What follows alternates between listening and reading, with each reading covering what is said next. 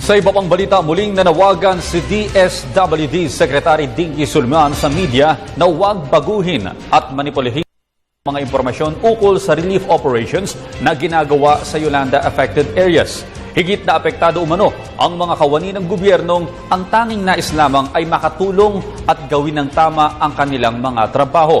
Para sa detalye, balita mo kami, Dina Pagibitan.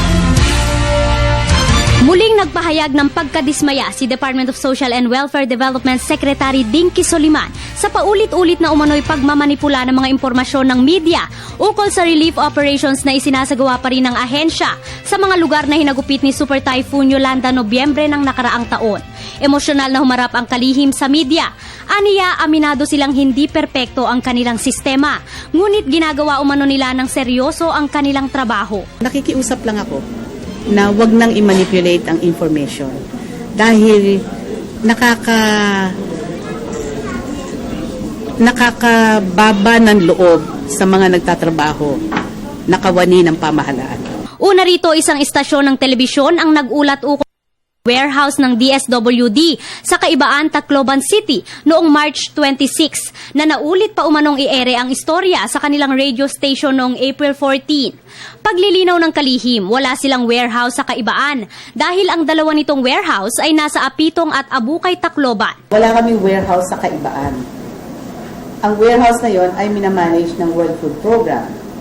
Pero sinasabi ko din na ang World Food Program ay ang eksperto sa pagmamaneho ng warehouse.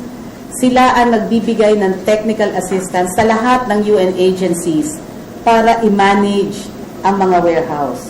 Ang World Food Program ang siyang nangangasiwa sa Kaibaan Warehouse, ngunit imposible umanong marumi ito dahil eksperto ang WFP sa pagpapatakbo ng warehouse.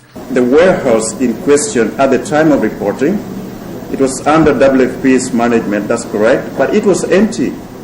Remember what I just mentioned now, that we've moved forward, we've left food distribution. We are undertaking cash for assets. You don't keep cash in a warehouse. Yeah. So there's no way you can say that the warehouse was untidy when there was no food inside it. Pinasinungalingan din ng kalihim ang isyu ng pagbabaon nila ng umano'y truck-truck na relief goods.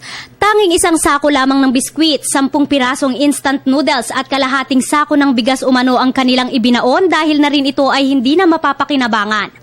Samantala, patuloy din ang investigasyong ginagawa ng ahensya ukol sa umano'y pagbili ng isang Marchita Igrubay, nagmamayari ng isang karinderya sa Tacloban, ng 17 sakong bigas na may tatak na DSWD relief mula sa isang biktima ng kalamidad.